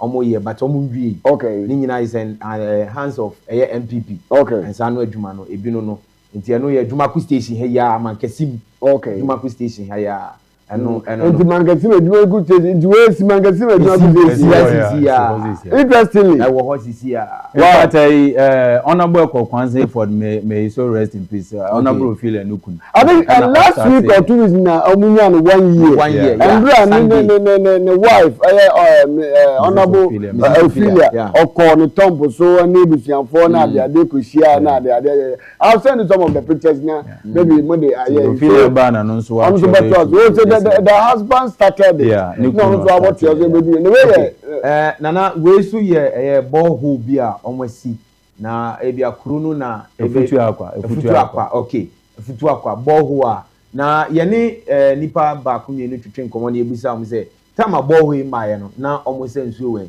na ni boka asem no de session enum na eze nsuo ya ade bia na eho odin mo pa entino adomara MPP eba we gwan re utwa ba bo na ngaza we be ewo but unim the point of the matter is onkofo de omunso process ya atata enti no wan we ni ya beka say omum adwuma yeah but MPP nsanu adwuma enu no mugina school fo yigina ho omunso omubu nso ni bia den anoma timamufo so senso ni bi enti no in a point no the posters na ohun tetale ho no enye sankofo na adwuma nemu MPP sanu adwuma okay ti no ti no ye betumi atwaso ye nkoye nim na ye ntwaso ti no nyuma ne de bebre kire se montwaso man ye pamchao montwaso man ye we ye ni other side of the whole thing ti no no okay Nana ahai the last time a minister buy no honorable buy no okay said we see a year factory in a let's use the word factory and I said me name say be a factory na me using the wrong it's rabbit me abo me we here palm e bi omo ye enwo kokko no we see a machine we am o that first no say na ye wo after ye wo ye say there be this time around no wa modernizing what they aye machinery way or the aba said the beya you betumi use my ho atoyen you know from one sector to another sector no so those who went with them they are with phones most of them with their na me say at the end there okay so chambers ni na omo no abe no okay omo no abe no wa omo dija na hihye mu wa na omo hitia na say omo no abe ni nyina wa hanti no say ebin ha the normal movie e dey call a big chamber na nkasa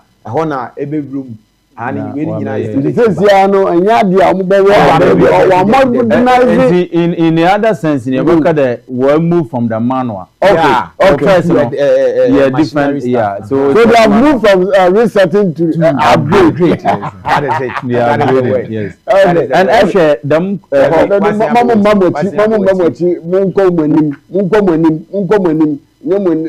okay nana ahasu ye Mankesim across is it no Kumasi station we Kumasi station and ultramodern we ultramodern building pa almost see Kumasi station yase ukwan yisu heye no Mankesim here okay on Accra road then adwuma kwan park them new park here we is one left any park so okay ni inside ni wow I think say we know it is almost lockable lockable stores okay lockable stores almost say baller the place was a very big baller Mankesim baller baby very huge one pa So you can get to the fact that MPP. Sure. For you, for what I know, okay. Now, you understand? I think Echo did well. Nana honorable feeling did well. And Eshe work and then former MC honorable KK Suman. Honorable so by this current DC so by ya. Let's say Infantimano. MPP na etumi ama Infantima esisi ejidi ana we baby ye gina ye de enas baby ye na mezi ye ntum nka de Infantima na MPP na wa ma wa ye but one ka say wo fie na bia wona wonim wona wonim answer park no how wa na hote na what na MPN na uhwe say no let man land medin kama kade and I'm din kama kan chode honorable Kwansa Hayford he did very well at Ostate with oil honorable. I ask you a question, a simple question. You need a simple answer. Me, I am not and I'm not Infantima. Yes. And when I came, well, history can tell me that these people did, this people did, this people did. But you are here, you are Infantima boy. You have worked here for long. Now, MBB, NBC, no more say, MBB for Mutakas, starting from Asabi. Okay. Yeah. Honorable Asabi, Asabi, then you I'm seeing this and I'm asking you, say that means I can say so one way or the other no to see a GD well per my year who na just last week or last month we project MPP for one documentary be a why I project and they say it's nature na say ehwe dem project ni nyina Morocco do na ebia e woman kesim ha mu de na enyim bebia na e wo no answer baller ahazelu no answer baller pa enti we ye na was no sisi na onya baller site bi into oya park and we move at the time for our oye Jumaku station home no we move ho ni nyina was one call home so per ma ye hu sisi na ma hot na ma bebia ho aye ena per videos a ya hwe na project a Thursday no kra central fudi e kwa these are some of the it clearly shows that NPP they've done why the but as to whether they want one man fanman why am fan per ma ye hwe de we go to maka well go to maka I'm speaking with tactics no but if you are speaking with that but let me also come Infantima ngazano mwenya MPC say well for what I know no ye honorable Asamoah Boateng Asabi only the say Asamoah Boateng by na oba one temper na Aquinas botu Aquinas me NDC okay no obotu no okay enti obotu no na ekọ Kwansa Hayford oba okay no so betu Aquinas no so ba botu oye Aquinas no kwa no ambe Kwansa na nye honorable James Esuan one contest with oye work and then Aquinas. Yes, I think Aquinas call 2 term. Aquinas call 2 term. I stand to be corrected. Then Kwansa Hayford onye James Esuan. Then NDC one candidate. Onye no ba begina and Kwansa Hayford or defeat oye James Esuan. Okay. And the corner second time or about corner na bofufi anto atam or defeat man na year ba te na year no ba na osan so bo hwe oye James Esuan na onye ko gina na ohwe no e corner year nso san bo hwe no Aquinas ko how many times Aquinas call 2 times if my memory will set me 8 years yeah if my memory will set me right yes but I stand to be corrected though but I know for sure Asabi no be oba ya call just one term for oye MPP okay but for NDC Aquinas call 2 terms and a Kwansa boko 1 term and an ayen so boko 1 term this year all pro for the second so be a Kwansa and Ophelia Asabi a Kwansa Ophelia and then find the MPP well find ho third term no Ophelia look a call 1 no Ophelia boko 1 na Asabi so 3 terms and 1 4th term as MPP wo Banfantiman as parliamentarians no okay we ma Ophelia look be ya 1 4th attempt at work in the name of people. Okay. Yeah. All right. And the seat nanka says NDC seat, Infantaman seat. Infantaman seat, NDC seat. Okay. But I make her say, Nana, say ye share Jumedia ye a course so last Thursday na ye ne empeniphone call rounds na say omu nyina manufo nyina ye ne saa ma ye hunu a anka fe anka meka say almost 70% ebi or 85%. Now yembra you can say asabi market you know footage is here and we outside no say we share ultramodern we here lockable ones here stock here and as an MP any we na so paso na so to me build something like this to help the community now not say well that mindset of development anano then obano zo kaza zo ana oil so for Gary no I think say DC MC buy no them cassava processing okay na no ho asem na all kind to Gary process Gary ni and then wo anomabo then quite okay pon kamecho okay I'm no what say we ma KK suman for the then this MC you know oye owie emo handi over keys no or the man oye current MC mumfa you na mo nana ye me yen hyase ma yen hyase na yen nya we ni yen hu se ne ye kɔ no na yen hwɛ ni se de be ne na bibia enso endoto na kwan mu na ye to ano so sade a na ye hyase ne kura mi nsɛm sisi a abusha ma yen to ade kakra na ye to ade na se hu se dwumadi Ghana Today dwumadi no se yanton ade so a wonim se enya de ebetumi aboa na woni omaso yase ne ena no pɛ yetumi de Ghana Today dwumadi ye de ebro no bebre na omo wo ha no mo etini ye hyase ana me hyase every Electroland Ghana Limited. Electroland Ghana Limited, the distributors of NASCO products, Samsung products, Media products, and then TCL products. And you know, abusia se uwo fie na ope eye enyoma ubetumi e dia ye when you would like wa wo fie ti bibi ti se television or refrigerator, freezers, and air conditioning. Sa nyoma we nyina fan, what I say standing fans name.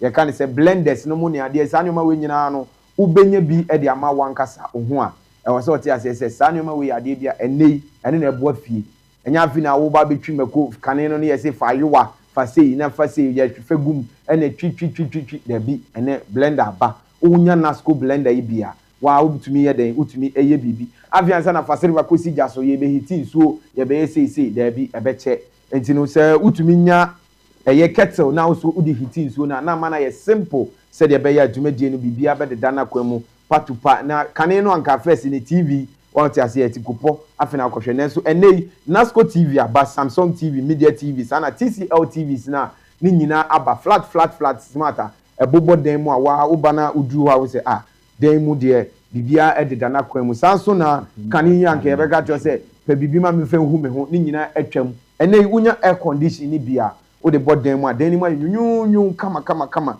na bibia edida na kwan mu enti bomodi ha se ubenya NASCO product no Samsung Media ni sa TCL product bia Electroland Ghana Limited womo ene distributors na ye hwehwe Electroland Ghana Limited e chiri kwani a womo wo mankesim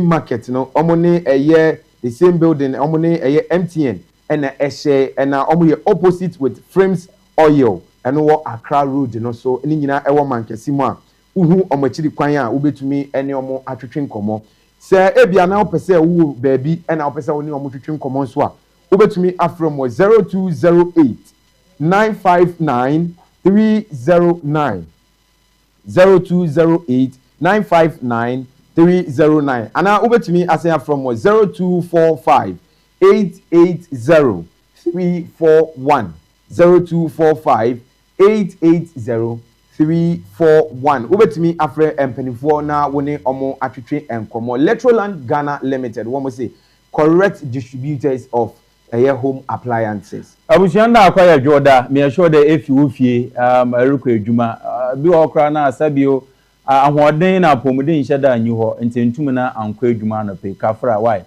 yazin ya no na oye ahoto na yaze brawo ewo ye edu haba clinic ho ena kwa benye wa hoto ebia na stroke ya read wa today for so many years entum na ende ho kra company aboye amanfo ene woguma a chese wo do is kanya afunyafo because of stroke and wo stroke na de ba bosom ebie ne basa anana bo storage na nando na ekodi wodwuma what bebre na na Dr. Edu Muhammad wetum na waje ewo no dwumedi pa already amanfo fi amanane waba na wabaji wana yersa awa etim potem ha erehwe ye no anamo ben na botutu anamo ma wona mauto na kokopu emu edu heba clinic na so ho ene wo bohwe two stroke na yerba wo bebre na yerba bi a onyi din de so wodin koten de a ekwa Dr. Edu obobo be ma yemre wo mpempe edek superman bi na no mo ba sabi ekompamu a atenka ne ni ho bomodana na no mo ye edek superman bi obobo yi pa edu ekegyinam hwehwe Edu heba clinic nature kwan ewo mankesim ba fikrum je number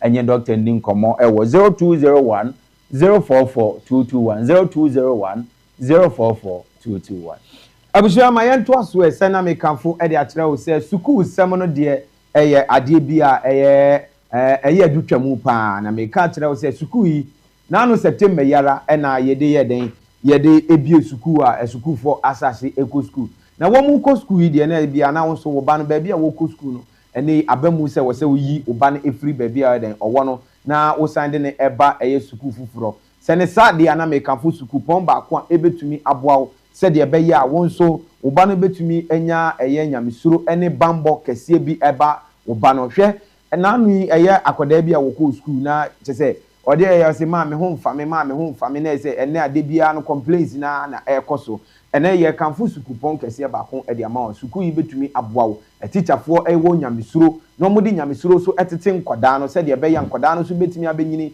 abeye mpanipa eno na ye kanfo eye asumdei entontomsom school Ghana womonye so ene se nyam nimdipa wowe African nimdipa African asumdei entontomsom school Ghana empanifo kire se womo bie womo pono de ato ho a womo gusua eje eye admission enti no se wo ba no wo ye ketekete kura na wo be se womo eje womo nyina wo me sha se ye je womo free cho de ekọ kosi JHS3 ene ya ababeto montene so se BEC ya nan so yom kotire yi ebinom de ye twa omon papers mu ni ade yi asumdwe ntomtom som school Ghana se mpanifo se ye mo nka ye nkire se womo nka saa eye school ana se omon results ye twa mu no womo de omon nka hu bi omo bibi omo ye bia na ededa na kwan mu enti bomode ansa obetumi so de oba no abase oba no awo obese form 3 ana basic 9 na wo kotro eye BEC ni na wo pese wo yi ni free school ni mu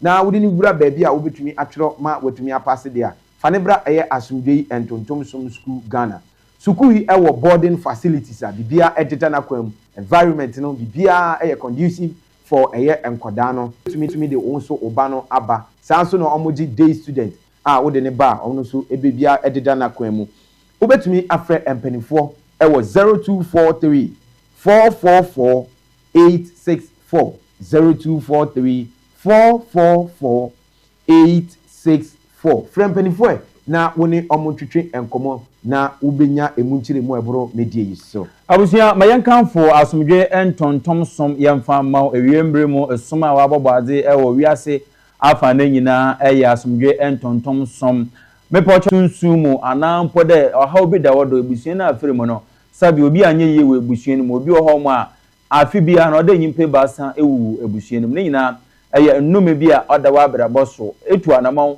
na eboye nyamesomafo yawo na ananase a bohwe aboaw na weyu efi oye ohaw ni nyina mu no ontonku onton semina onton nyame moja bia wo mpacho ne dan do de nsa boto wodo ne gidi ebenya ewo oye nyankopon mu no obohwe na wugidi na nkasa beje wonkwa enti bomoza na tu anamafo wenyi fatre oye ekunfi otam ekunfi otam oje bia eho na ebutum ekwehia oye nyamsomafo yaw mezaye wiembre mu no nyame asoma no do ombre wiase na omaji adasan nyinara enkwa mepacho papa no nkyere no ho enti sofo bi ho ma na obi wa rekọ n'enyima gida de fefa kwana se kora ansa na onsa ka opani nyina ka nanso nyamsomafo yaw de etume friend direct ana dwo ewio anapo obeje odo na anyuhon edim komo bomos na de ebe frɛ oye nyamsomafo yaw ewo 0277 126 308 0277 126308 ana sumpo 0547 692 297 0547 692 abusua maame nkamfo enei se wonim se yade no adoso se yade adoso na obia pa bibi ede ama ne ho no ne ye kamfo aduro baako a ebetumi aboawo hwe enei ye ba yi na anu ye ba yi etwa mu yi wo mo ya mo se ye ndi nnuaba a ebetumi boost ye immune system na nnuaba no so no ukodi a nnuaba bi wo na udi a wa ho se nnuaba yi die enkoye udi enye de so by force to boost your immune system ntino e wo se udi ni by force senesa ne sa dia reform mixture ani adura aba ede amaw na reform mixture yi eye aduro bi a se unya bi na wonuma eye super effective super effective super effective no super effective den mama se usisi ena ya wo ya papa usisi ena ya ha wo dia aduro ba ko amekanfo ede amawo ena no pay a ebetumi aboa wo a ebe boost your immune system na se boost wo waist pain no ebe yini nyina free ho ma wo so watumi ade wo ho no aduro no ni din ene reform mixture na reform mixture no eno ebi no aduro no dwumadi a etumi di ene se waist pain ene immune system se o blood no akofam ana se ewo soro no aduro betumi aboa ba ko eye reform mixture anti high blood pressure and cardiovascular diseases sa nyoma we nyina ya de bia se wonya reform mixture na ebetumi aboa ma etumi ayi sa nyoma we nyina afri system no mu na wo su wetumi agina wo nan so na waba baye kiko papa na aduro yi no se wo penechiri kwan ebi enya kumase okọ